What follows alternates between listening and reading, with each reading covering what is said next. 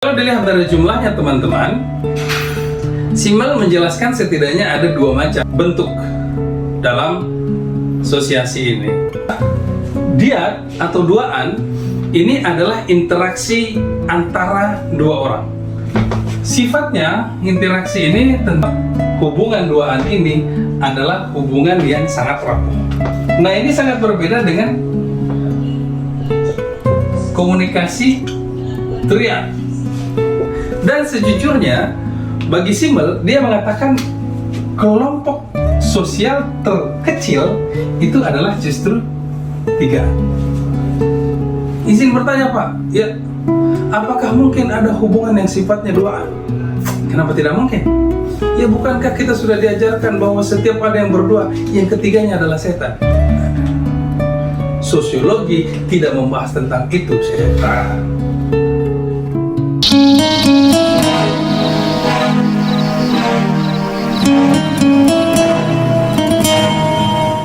Baik teman-teman sekalian, hari ini kita akan membahas tentang George Simmel.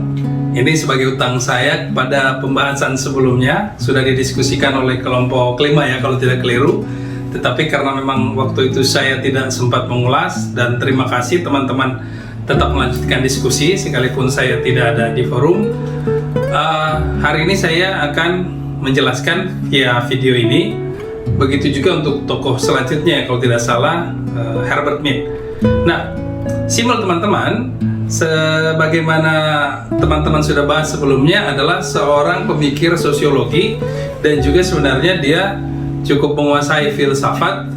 Dalam studinya, disertasinya membahas tentang Immanuel Kant, seingat saya, yang berusaha coba menjembatani antara pemikiran yang ada. Kalau sebelumnya kita sudah bahas tentang Durkheim yang terkenal dengan menjelaskan bahwa sosial itu yang nyata, memiliki kenyataannya sendiri sebagai sebuah fakta sosial, dan Weber yang tetap sama seperti para pemikir Jerman lainnya, itu mengedepankan tentang individualitas, bahwa sosial tidak bisa lepas dari arti pentingnya individu.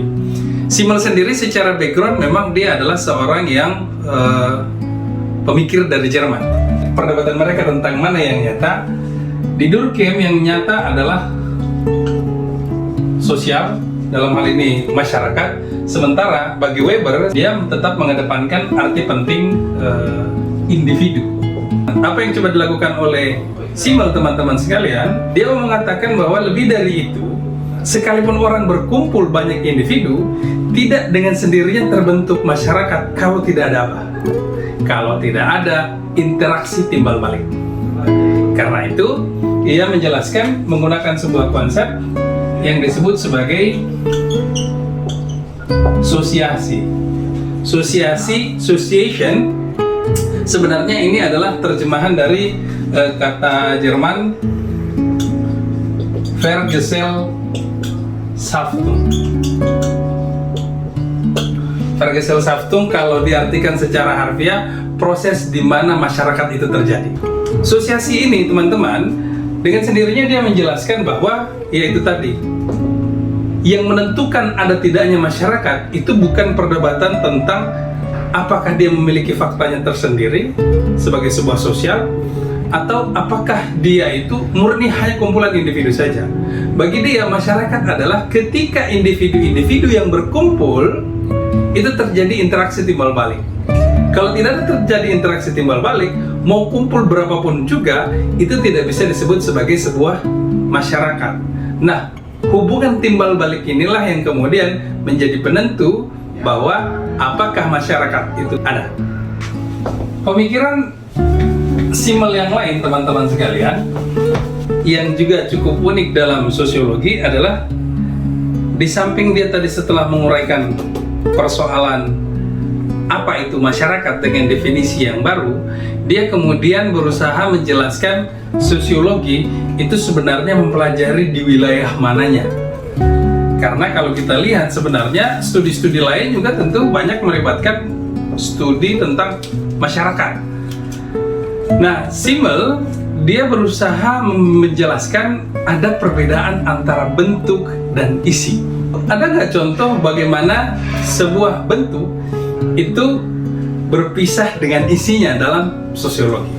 Nah, teman-teman sekalian, yang perlu dipahami ketika bicara konteks bentuk sosiologi ala Simmel, masyarakat yang dimaksud oleh Simmel seperti kita bahas tadi adalah interaksi timbal balik.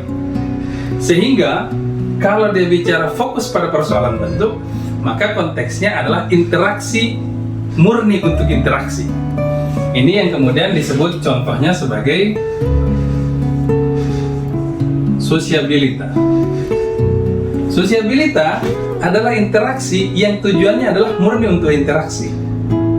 Misalnya silaturahmi, itu tujuannya hanya murni biar bisa ketemu, berinteraksi. Tidak penting apa yang dia bahas, karena tujuannya hanya untuk bertemu, berinteraksi. Kemudian acara habis Idul Fitri biasanya ada acara halal bihalal. Itu sekalipun bahasa Arab sebenarnya itu murni istilah yang dibikin di Indonesia oleh Kiai Wahab Hasbullah ketika itu. Nah, halal bihalal ini juga lebih fokus pada persoalan bentuknya interaksi. Tujuannya sama, ya ini silaturahmi agar kita saling memaafkan antara satu dan yang lain. Tidak penting isi pembahasannya. Yang penting adalah pertemuan tersebut tujuannya adalah untuk saling mempertemukan kita, sekedar untuk berinteraksi. Nah, contoh yang lain juga yang dia mengedepankan bahwa ada perbedaan antara bentuk dan isi, misalnya pada hubungan seksual. Hubungan seksual, apapun bentuk interaksinya, hubungan seksual pada prinsipnya adalah sebuah interaksi yang murni karena daya tarik erotik saja. Jadi ini dua contoh yang memang bicara fokus pada persoalan pemisahan antara bentuk dan isi. Nah, pertanyaan selanjutnya, apakah Simmel menjelaskan bahwa ada jenis-jenis bentuk-bentuk tersebut? Nah, salah satu klasifikasi yang populer oleh Simmel, hal-hal yang mempengaruhi tentang bentuk interaksi sosial itu berdasarkan jumlahnya. Kalau dilihat dari jumlahnya, teman-teman, Simmel menjelaskan setidaknya ada dua macam bentuk dalam sosiasi ini. Yang pertama adalah dyad atau duaan. Ini adalah interaksi antara dua orang. Sifatnya interaksi ini tentu dia akan lebih akrab, lebih intim. Kemudian dia juga pengaruh individu lebih besar. Kemudian tapi juga jangan dilupakan bahwa hubungan duaan ini adalah hubungan yang sangat rapuh. Kenapa dikatakan sebagai hubungan yang sangat rapuh, teman-teman? Sebab dalam hubungan ini dia pengaruh si individu sangat besar. Itu tentu saja besar karena cuma hanya berdua. Ketika salah satu dari mereka sudah memutuskan untuk tidak berkomunikasi lagi, maka sudah tidak ada lagi bentuk yang satu ini. Nah, ini sangat berbeda dengan komunikasi triad. Triad ini nama mafia Cina, Pak. Apakah ini juga termasuk Yakuza? Ini tidak ada hubungannya dengan itu, teman-teman. Triad tigaan atau lebih tentunya, karena yang dimaksud ini minimalnya. Nah, kalau komunikasi yang sifatnya triad ke atas, tigaan, bagi dia hubungannya itu memang tidak lebih intim. Kemudian pengaruh individu memang tidak lebih besar, tetapi juga tidak serapuh hubungan di duaan. Sebab dia melibatkan banyak orang. Yang satu ngambek itu tidak otomatis akan membubarkan apa yang ada dalam sebuah masyarakat. Dan sejujurnya bagi Simmel, dia mengatakan kelompok sosial terkecil itu adalah justru tigaan. Duaan ini masih dihitung individual, dia belum masuk sosial. Satuan sosial terkecil itu adalah dia. Satuan sosial terkecil itu adalah triad atau tigaan. Izin bertanya, Pak, ya, apakah mungkin ada hubungan yang sifatnya duaan? Kenapa tidak mungkin? Ya bukankah kita sudah diajarkan bahwa setiap ada yang berdua, yang ketiganya adalah setan? Sosiologi tidak membahas tentang itu, setan. Pembahasan simbol yang lain teman-teman yang juga cukup populer adalah tentang superordinasi dan subordinasi. Superordinasi dan subordinasi ini berarti cerita tentang dominasi dan ketaatan.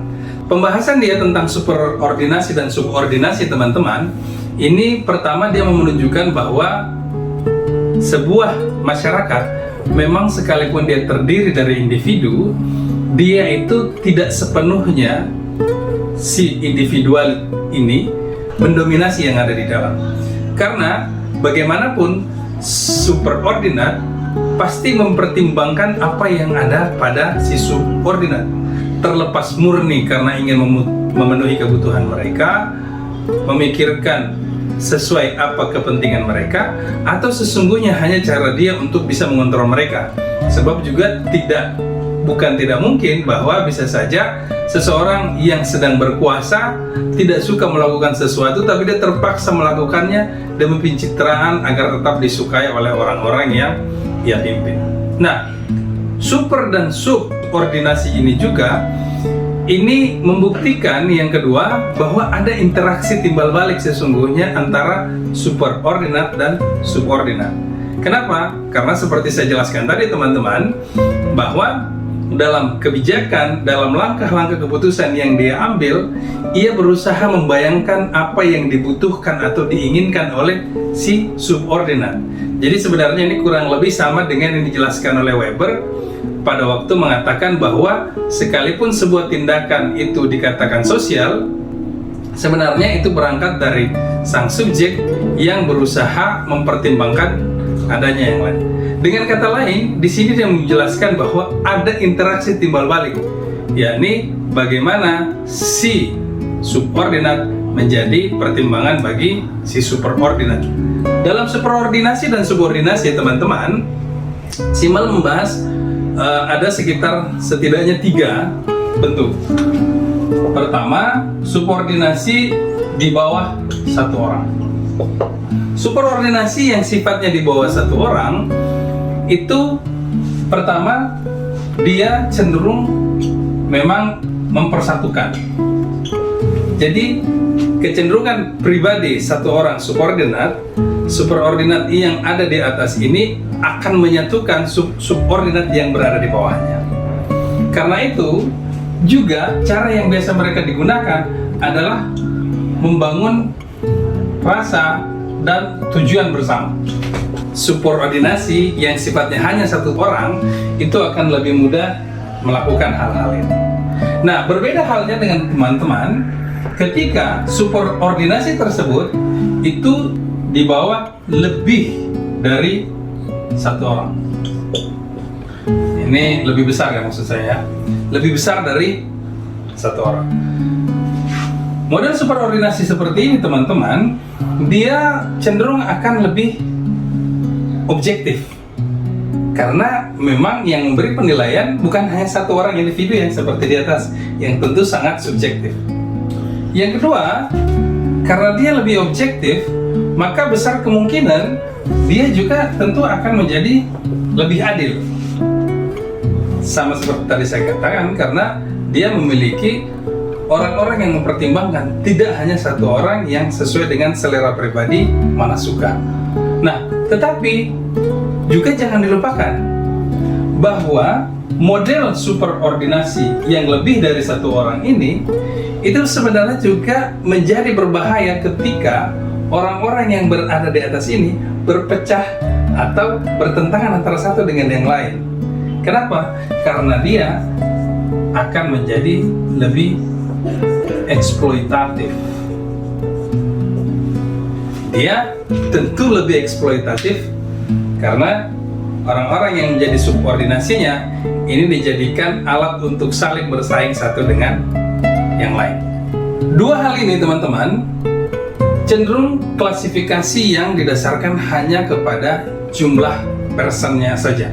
Nah, klasifikasi lain yang juga digunakan oleh Simmel dalam melihat superordinasi yang ketiga, ini saya hapus ya. superordinasi di bawah prinsip umum. Jadi berbeda dengan dua sebelumnya teman-teman, superordinasi yang ketiga ini dia bukan berdasarkan jumlah lagi, melainkan dia lebih pada ada satu prinsip ideal yang kemudian dia jadikan sebagai pegangan. Contoh misalnya prinsip hukum sebagai sesuatu yang ideal. Ini sama seperti Indonesia yang dalam konstitusinya Undang-Undang Dasar 45 mengatakan bahwa Indonesia adalah negara hukum. Nah, prinsip yang dijadikan ini itu kemudian membangun sistem superordinasi yang sangat berbeda dengan yang sebelumnya. Karena yang pertama di sini dia bersifat impersonal. Jadi dia tidak dipengaruhi oleh murni keinginan satu subjek tertentu atau sekelompok tertentu, sebab ada prinsip yang membatasi ruang geraknya, tidak sebebas yang sebelumnya. Sehingga di sini tentu tadi seperti kayak katakan ada batasan bagi superordinat. Nah, jika dibandingkan dengan yang tadi, maka tentu saja superordinasi dan subordinasi ini jauh lebih ideal dibandingkan dua yang sebelumnya. Yang terakhir, hari ini pembahasannya adalah tentang konflik dan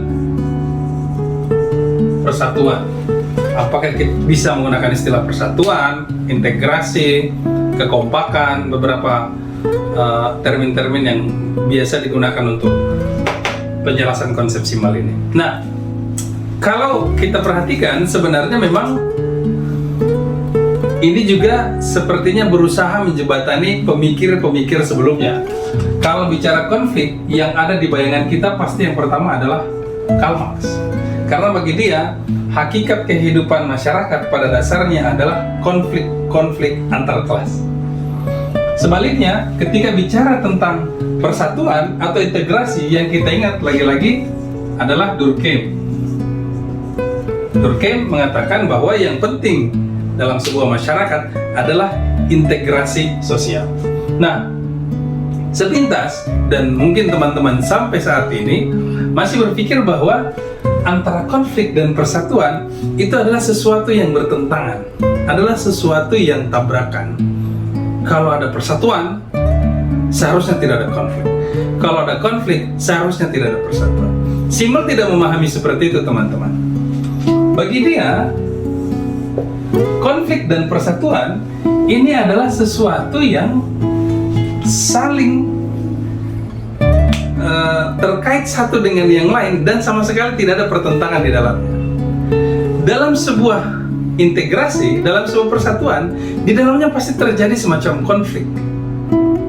Pun juga sebaliknya, dalam sebuah konflik, di dalamnya ada semacam persatuan, setidaknya ada sesuatu yang disepakati di antara mereka. Contoh paling gampang misalnya, dalam sebuah permainan, dalam sebuah game, pada prinsipnya orang yang sedang bertarung, tentu mereka ini berada dalam satu kesatuan, kesepakatan, aturan-aturan main. Mereka sama-sama sepakat untuk bertarung, untuk berlomba satu dengan yang lain, menentukan aturannya A, B, C, dan selanjutnya. Tetapi kebersamaan mereka ini kan memperebutkan sesuatu, sehingga terjadi pertarungan antara kelompok satu dengan kelompok lain yang bagaimanapun di dalamnya antara persatuan dan konflik itu ada dalam game tersebut. Kalau begitu, pembahasan terakhir, pertanyaan kita adalah kalau konflik bukan lawan dari persatuan, apa dong yang menjadi lawan persatuan? SIMAL di akhir ini tetap konsisten dengan teorinya bahwa masyarakat pada prinsipnya adalah interaksi timbal balik. Apa yang tidak menjadi bagian persatuan, apa yang menjadi lawan dari persatuan, bagi dia itu adalah non-involvement, ketidakterlibatan. Sesuatu yang bertentangan dengan persatuan adalah ketika Anda tidak dilibatkan sama sekali.